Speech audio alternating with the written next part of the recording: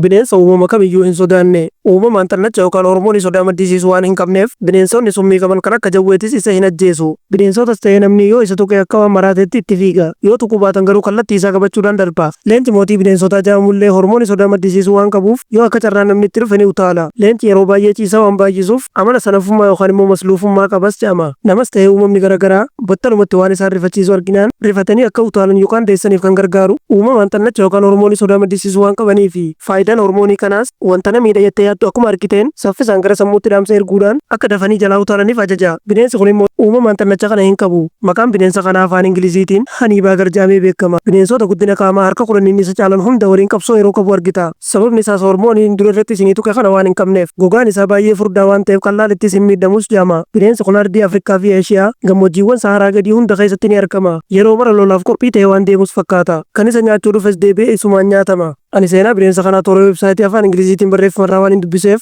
warri maqaa bineensa kanaa beektan komentii jalatti naa barreessaa jeen nagaa koodhaan madda. Achumaanuu yuutuubii sabskiraayib godhuu akkasumas viidiyoo yoo isinitti tolu laayik godhuu yaada yoo qabaattan komentii naa barreessuun dagatinaa horaa bulaa.